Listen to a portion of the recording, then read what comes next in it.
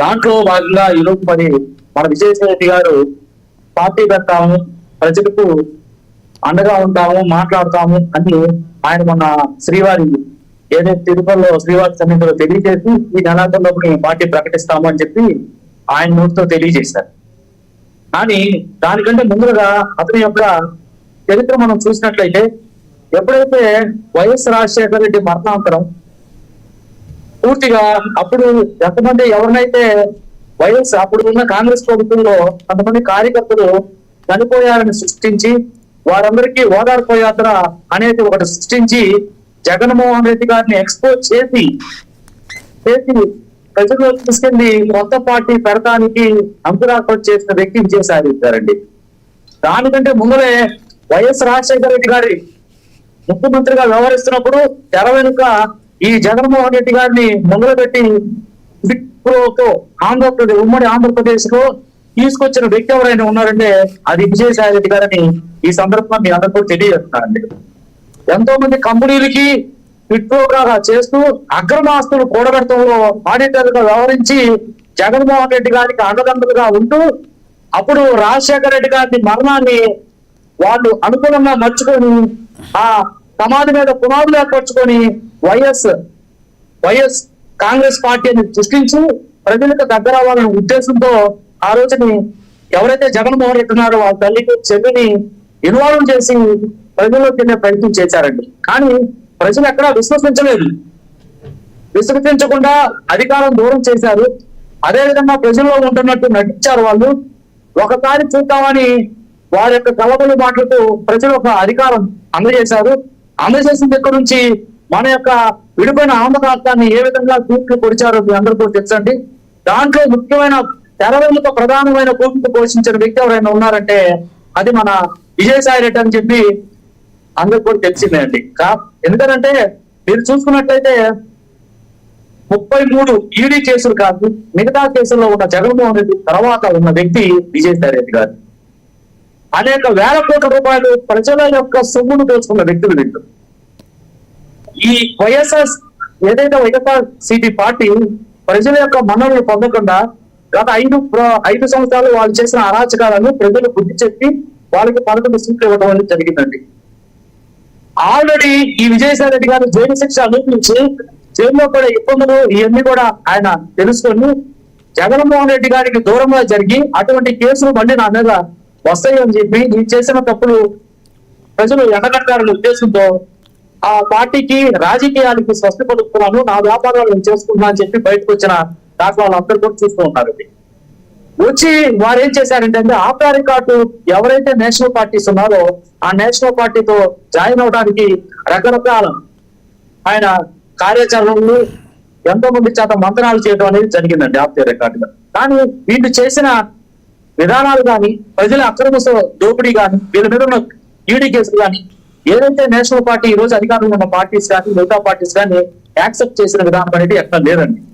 దానికి ఇతని యొక్క మనుగడకి ఇందాక సారు మన సుధాకర్ గారు కానీ మన తిరుమల గారు చెప్పినట్టు అతని మనుగడ కాపాడుకోవడం కోసం అతన్ని మళ్ళీ తిరిగి యొక్క ఆస్తులను పరిరక్షించుకోవడం కోసం కేసుల నుంచి రాబోయే రోజుల్లో కేసుల నుంచి తప్పించుకోవడం కోసం ఈ యొక్క రాజకీయ పార్టీని పెట్టాడని చెప్పి ఆఫ్ ద రికార్డు అందరూ కూడా అనుకుంటున్నారండి.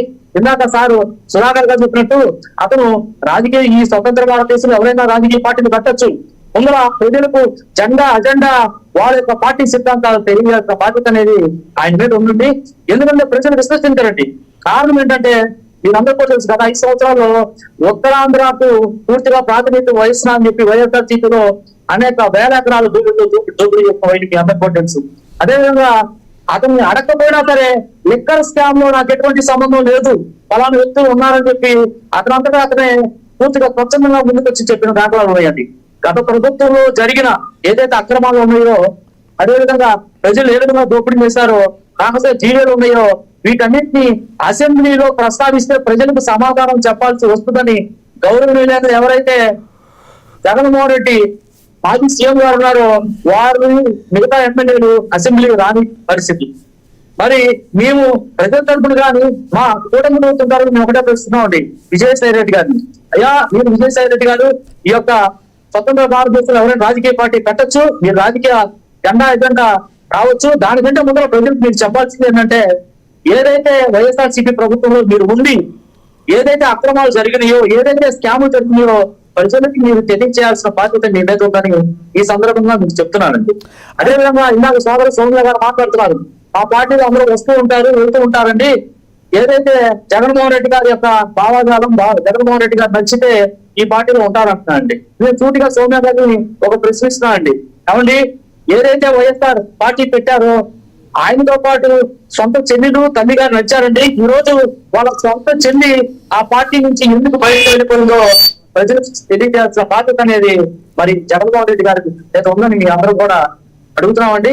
అదే విధంగా ఈ విజయసాయి రెడ్డి గారు ఈ రోజు పార్టీ పెడుతుంది కారణం కూడా ఏంటంటే, రాబో రోజుల్లో ఉన్న నేషనల్ పార్టీతో ఇప్పుడున్న వైఎస్ఆర్సీపీ ప్రభుత్వానికి అనుసంధానకర్తగా చేయడం కోసం ఇదో రకమైన కొత్త రకమైన ఎత్తుగడగా రికార్డుగా ప్రజలందరూ కూడా భావిస్తున్నారని చెప్పి నా యొక్క ఒపీనియన్ సార్. అయితే ఇక్కడ ఇంకొకటి, ఏదైతే విజయసాయి రెడ్డి గారు ఒకవేళ పార్టీ పెడితే పరోక్షంగా మళ్ళీ వైసీపీకి మేలు చేయడానికి అని అంటారు మీరు.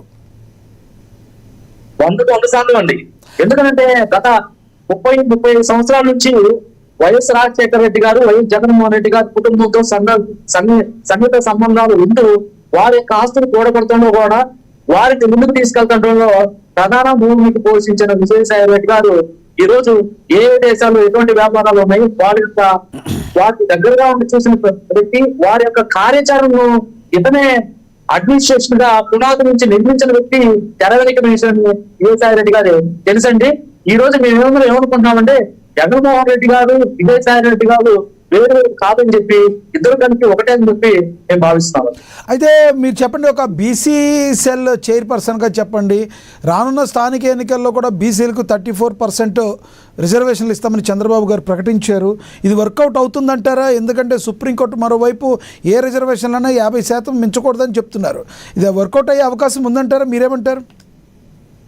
ఖచ్చితంగా అండి. ఎందుకంటే మనకి రాజ్యాంగబద్ధంగా ఎవరిని ఇబ్బంది పెట్టకుండా గౌరవ ముఖ్యమంత్రి వర్యులు ఆయన ముఖ్యమంత్రిగా వ్యవహరిస్తున్నప్పుడే బీసీల యొక్క పార్టీ తెలుగుదేశం పార్టీ అని చెప్పి, బీసీల పార్టీ తెలుగుదేశం పార్టీ అని చెప్పి 1985లో కానీ 2001 కానీ 2006 కానీ 2013లో బీసీలకి 34% రిజర్వేషన్ ఇచ్చి ఈ రోజు తెలుగుదేశం పార్టీలో కానీ కూటమి నాయకత్వంలో కానీ క్రియాశీలకంగా ఉన్న వ్యక్తులందరూ కూడా బీసీలందరికీ మీ అందరికీ తెలియజేస్తున్నా అండి. దానిలో భాగంగానే మేనిఫెస్టో రూపంలో కానీ గౌరవనీయులైన మంత్రి నారా లోకేష్ గారు ఆ రోజు మరి యువగలంలో పాదయాత్ర చేస్తున్నప్పుడు కూడా బీసీలు యొక్క దైనందిక పరిస్థితి, వాళ్ళ యొక్క ఆర్థిక పరిస్థితి, ఉత్పాదక రంగాల్లో వాళ్ళు ఉన్న ఏదైతే రోల్ కానీ వాటన్నింటినీ ప్రస్తావన తీసుకొని బీసీలకి ప్రథమపేట ఉద్దేశంతో రిజర్వేషన్ ఏదైతే ఉన్నాయో తిరిగి పునరుద్ధరించాలని సదుద్దేశంతోనే మరి ఈ రోజు వచ్చారు. చంద్రబాబు భారతదేశం మొత్తం మీద దాదాపు బీసీలే 50% పైన ఉన్నారండి. కాబట్టి మా యొక్క హక్కుల్ని మేము అడగటంలో తప్పులేదు. అదేవిధంగా ఏదైతే కూటమి ప్రభుత్వం ఉన్నారో ఆ హక్కులకి వారు పూర్తిగా ఆదరించి ఈ హక్కులకి అనుకూలంగా ఈ రోజు 34% రిజర్వేషన్ తీసుకెళ్లడంలో ఏది న్యాయపరమైన చిక్కులు ఉన్నప్పటికీ ఎవరికి ఏ వర్గానికి కూడా అన్యాయం జరగకుండా బీసీలకు కూటమి ప్రభుత్వంలో సముచిత స్థానం నెలకొల్పాలనే ఉద్దేశంతో మంత్రివర్గ వాళ్ళు ఏదైతే మీటింగ్ లో ఉన్నారో నిర్ణయం తీసుకొని నిన్న పూర్తిగా అసెంబ్లీ సాక్షిగా ప్రవేశపెట్టారండి. ఇది ఖచ్చితంగా కార్యాచరణ అవుతుందండి. ఎందుకంటే మన చంద్రబాబు నాయుడు గారు ఏదైనా సరే ప్రజలకు చెప్తే చేసే వ్యక్తి అండి. ఒక వ్యక్తికి కానీ లేకపోతే ఒక కోటకి న్యాయపరంగా లేకపోతే ఆర్థికంగా వెసులుబాటు చేసే వ్యక్తి కాదండి. ఒక సమూహానికి ఒక ఏదైతే ఈ రోజు మనం చూస్తామండి, ఆయన తీసుకొచ్చే వేలాది కోట్లు లక్షలాది కోట్ల రూపాయల పెట్టుబడులు కూడా భావితరాల భవిష్యత్తు కోసం, అదేవిధంగా ప్రతి ఒక్క బీసీ బిడ్డ కానీ ఎస్సీలు కానీ ఎస్టీలు కానీ వాళ్ళందరూ కూడా ఉత్పత్తిదారులుగా తయారు చేసి ఆర్థిక పరంగా ముందున్న వాడిని సాగు చేసే ఉద్దేశంతో గుర్తు తీసుకెళ్తున్న వైద్యులు అందరూ కూడా రైట్. అందుకని ఖచ్చితంగా మీరు అడిగిన విధంగా 34% రిజర్వేషన్ అనేది ఖచ్చితంగా వర్కౌట్ అవుతుందండి. దీని ప్రకారం ఉంటారు. రైట్, అందుబాటులో ఉండండి. కంక్లూడ్ చేద్దరు కానీ మనం సుధాకర్ గారు కంక్లూడ్ చేస్తారు. సుధాకర్ గారు చివరికి ఏం చెప్తారు చెప్పండి కంక్లూషన్ టాపిక్ మీద. ఏ రాజకీయ పార్టీ అయినా మొదట టార్గెట్ చేసేది ఏంటంటే అండి, అసంతృప్తి నాయకులు ఎవరైతే ఉంటే వారి వైపు తిప్పుకునే ప్రయత్నం చేస్తుంది. ఎగ్జాక్ట్లీ. అలాగే రాజకీయ అవసరాల కోసం ఎదురు చూసే వాళ్ళు కొంతమంది ఉంటారు. సో అలాంటి వాళ్ళని వాళ్ళ వైపు తిప్పుకుంటారు. మొదట వీళ్ళు ఎవరు కూడా కార్యకర్తలను టార్గెట్ చేయరు, నాయకుల్ని టార్గెట్ చేస్తారు. క్షేత్రస్థాయి నుంచి నాయకులతో పాటే కార్యకర్తలు కూడా పార్టీలోకి మరలుతారు. సో విజయసాయి రెడ్డి గారు మరి ఇప్పుడు విజయసాయి రెడ్డి గారు కానీ టార్గెట్ చేయాలి అంటే ఆయనకున్న పరిచయాలు మొత్తం కూడా వైసీపీ పార్టీలో ఉన్నాయి. సో అక్కడి నుంచి టార్గెట్ చేయగలరు తప్ప వేరే పార్టీని ఆయన టార్గెట్ చేయలేడు. రెండోది, ఇందాక వైసీపీ అధికార ప్రతినిధి గారు ఏదో మాట్లాడారు. అంటే ఎవరు వచ్చినా సాధారణంగా ఆహ్వానిస్తాము, ఎవరు వచ్చినా మేము వెళ్ళిపోతానంటే అంతే సాధారణంగా పంపుతామని చెప్పారు. మరి షర్మిల గారు కూడా గతంలో వైసీపీ పార్టీనే, జగన్మోహన్ రెడ్డి గారు జైల్లో ఉన్న సమయంలో షర్మిల గారు కాలికి బలపం కట్టుకుని పాదయాత్ర చేసి పార్టీని నిలబెట్టారు. ఆ తర్వాత జరిగిన రాజకీయ క్రమాల్లో భాగంగా ఆవిడ కాంగ్రెస్ పార్టీలోకి వెళ్ళారు. అదేం తప్పు కాదు. మరి షర్మిల గారి మీద ఈ రోజు జగన్మోహన్ రెడ్డి గారు పెంచుకున్నటువంటి దేశం అంతా ఇంత కాదు, నేను చెప్పడం కాదు, స్వయంగా ఆస్తుల గురించి ఆయనే కోర్టులో కేసులు వేశారు. మరి షర్మిల గారు కాంగ్రెస్ పార్టీలోకి వెళ్తే ఆవిడ వ్యక్తిగత స్వేచ్ఛ కదా, ఆవిడ పార్టీలో ఆవిడ ఉంటది, తప్పేంటని చెప్పి వదిలేస్తుంటే బాగుంటేది. అలాగే జగన్మోహన్ రెడ్డి గారు పార్టీ పెట్టినప్పుడు జగన్మోహన్ రెడ్డి గారు ఓటు బ్యాంక్ లేదండి, కాంగ్రెస్ పార్టీ ఓటు బ్యాంక్ అది.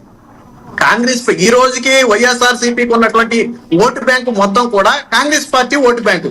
అలాగే ఈ రోజు వైసీపీ ఓటు బ్యాంక్ ఎందుకు విజయసాయి రెడ్డి ఓటు బ్యాంక్ కాకూడదు? ఆ రోజు Congress party vote bank YCP vote bank అయినప్పుడు వైసీపీ ఓటు బ్యాంక్ ఎందుకు విజయసాయి రెడ్డి ఓటు బ్యాంక్ కాకూడదు? సో రాజకీయాల్లో ఏదైనా జరుగుతుందండి, అంతే. ఇందాక ఆవిడ మాట్లాడారు. రెండోది, తారక రత్న గారు చనిపోయినప్పుడు చంద్రబాబు గారితో సన్నిహితంగా ఉన్నప్పుడే విజయసాయి రెడ్డి గారికి మా పార్టీకి రుణం తీరిపోయింది, ఆయన బుద్ధి ఏంటో మాకు తెలిసింది అన్నట్టుగా ఆవిడ మాట్లాడారు.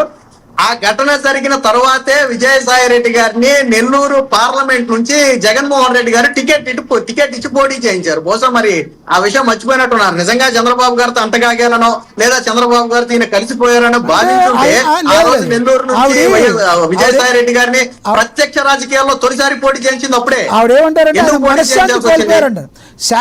శాంతిని కోల్పోయారు, అప్పుడే మనశ్శాంతిని అప్పుడే కోల్పోయారు అంటుంది ఆవిడ. సరే, అది ఆయన వ్యక్తిగత జీవితం మీద వచ్చిన ఆరోపణలు అనుకోండి, అలా మాట్లాడితే అందరి మీద ఉన్నాయి. మనశ్శాంతి అన్నారండి, మీరెవరనుకుంటున్నారు? మనశ్శాంతిని కోల్పోయారు అన్నారు, మీరేమనుకుంటున్నారు? నేనైతే మనశ్శాంతి అంటే వ్యక్తిగత జీవితం అంటారు.